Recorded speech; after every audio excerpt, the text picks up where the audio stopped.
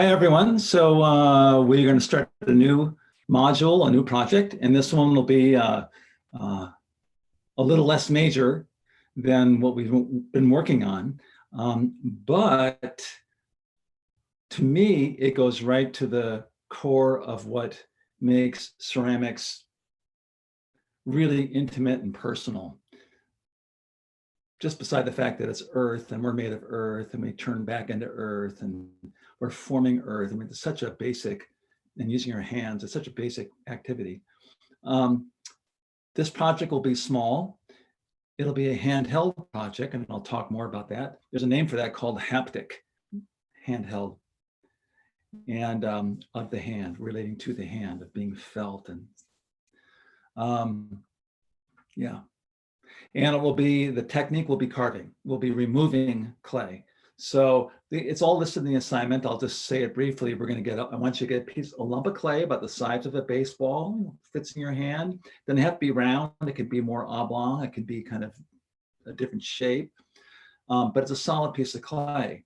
And then I want you to let it sit out for maybe 3 hours, not in sunlight, but just for it to get set up. You'll feel it get a little bit harder to push on. So I want it to be like soapstone or like soap.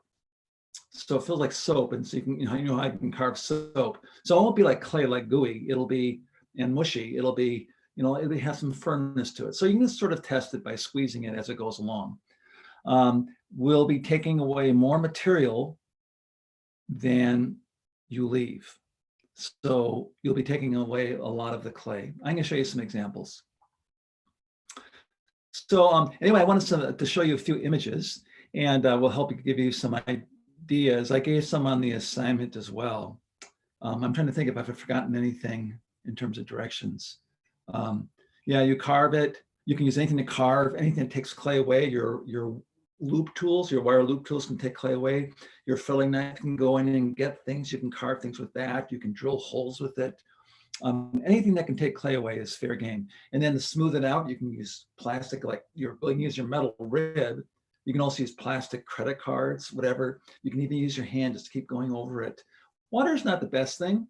It just makes things kind of gooey, and then thin parts can crack, and it's kind of precarious. So careful with the water. You can use a little bit, but be careful with that.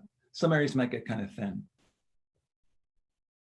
And this project also relates to your hands. So you don't want to be putting little carvings, even if you take a lot of clay away, you don't want to be putting little grooves that doesn't allow your hand to explore it. And I'll give you some, I'm going to show you some examples like how it fits my hand after I get done showing you some images. So anyway, let me go ahead and share screen here.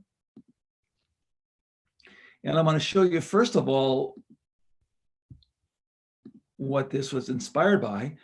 The Inuit Indians up in northern North America. Here's a map of where they are over here. Can you see it okay?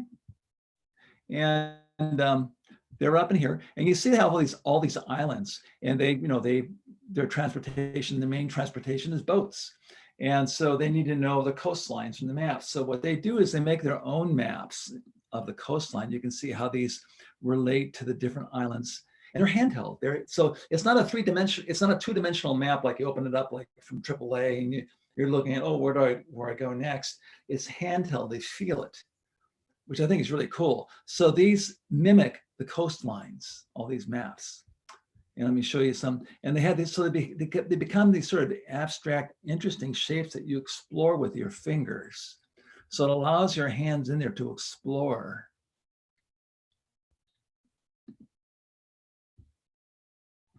They're very sort of bony and plant-like almost.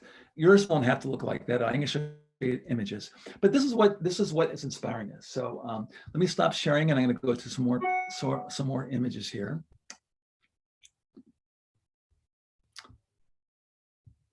First one I'm going to show you is pottery. And the reason why I'm showing you this, because even though this is not a vessel class, ceramics, the major part of its history is about the vessel, is about containers. Entire cultures are known by the containers and pottery that they used. They bury people with their pots that they used during their lifetime. It's very significant. And this is a cup I made, but you can see how this exists in my hand. Every morning I choose my coffee mug. I've got about 20 mugs that I can choose from. and they're all different.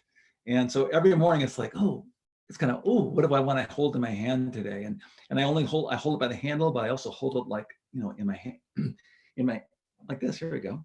It's in my hand. Like I'll hold it like this or like this. So it's a very sort of a sensuous relationship that I have with vessel. And so anyway, we're going to extend that now to an art object, which is kind of cool because normally you don't think of art objects that you can touch them and hold them. It's usually like, don't touch, keep them on a pedestal. In this way, we're making smaller now. So it's like hand scale, human scale, and it fits my hand. It's almost like a fetish object. So let me go next. Here's a student work. So they took away a lot of clay, but look at the fluidity of this and the way that it carves around, and your hand can fit really beautifully in it. These are ones that I made, and I'm going to show you a few of these in person because I have them right out here, and show you how they fit in my hand. But these are all, I show these as examples in the assignment as well. But these are all ones that I've made over the last couple of years, just doing the assignment along with you all, with students. Here's another student work. I could have taken more away, but it's actually quite lovely. All the way around. If you follow away, these read all the way across. There's no bottom to these things. You can imagine like an eggplant or a gourd or something. They exist independent of the ground. They can be in any particular way. They really almost belong in pockets. And then I'm going to show you another. How do I get rid of this guy? This is the first one. Oops. I'm going to share screen again. Sorry.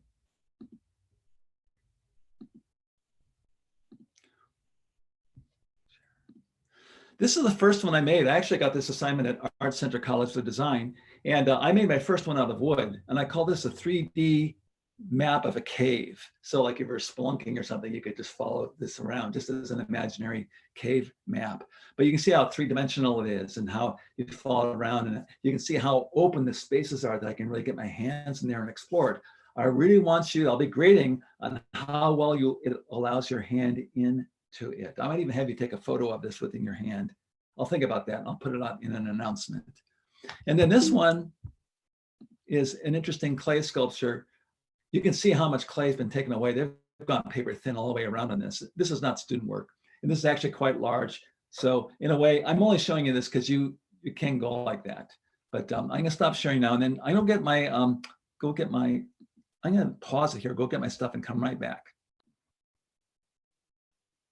Okay, to continue. So I have some things that I've made. So here's one. I'm going to turn it around in different places. So you can see how smooth it is. So it really feels, it's actually a very grainy clay, but it feels really good in my hand. It's very smooth and worked out almost like water has formed this. And I just did this by, I carved it and then started, smoothing it out. And I want you to see how it lets my hand into different areas and explore how I can explore this thing. It just sits. My fingers just allows my fingers to sit in there and explores my fingers as well as my whole hand. Here's another one. I'll turn it around. So I made some more almost like a propeller, or I'm not sure if almost what you would call those. But my fingers can fit in here. They just rest in here, how it rests in my hand. So I can grab it and my hands can go around here. So, and they're kind of fun. They're kind of like a rabbit's foot, My hand can go into it. I've taken away more material than I left. Okay. Here's a more sort of solid one, let me just move it around. I'm going to shut up and let you look.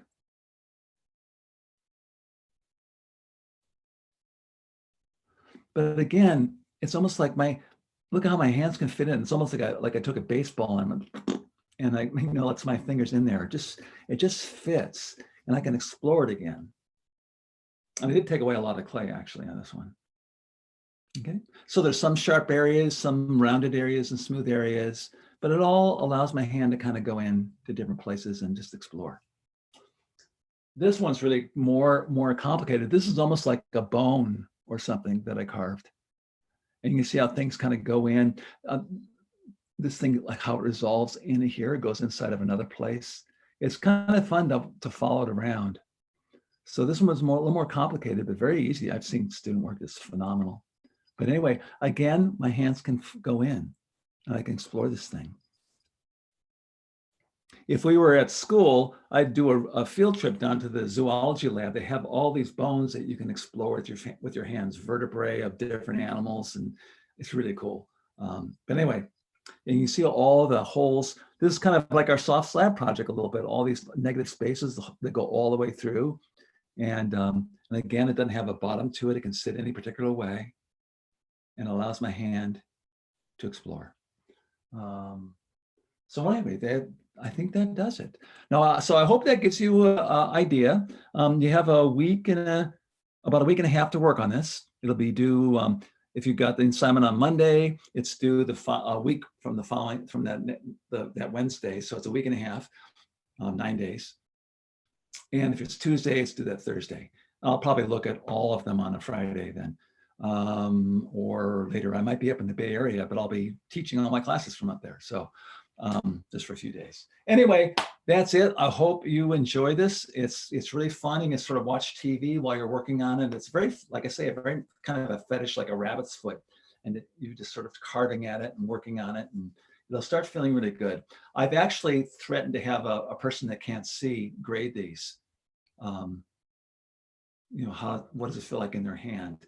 So you might even close your eyes as you're working on it, or when you're think you're finished, just feel it, see how it corresponds. I wish I could be in person to feel your objects when they're done. But that's the purpose of this. You're making a haptic, handheld, intimate object. Okay. I think that's it. There's no demo for this one. You guys, I've already explained about the clay, letting it set up, and then you just carve and then smooth it out and work it out. So there's no demo for it. You know how to carve. So if you have questions, shoot me an email. I'm happy to Zoom also. So just let me know. Okay, have fun, and we'll look at these in about a week and a half. Talk to you later. Bye-bye.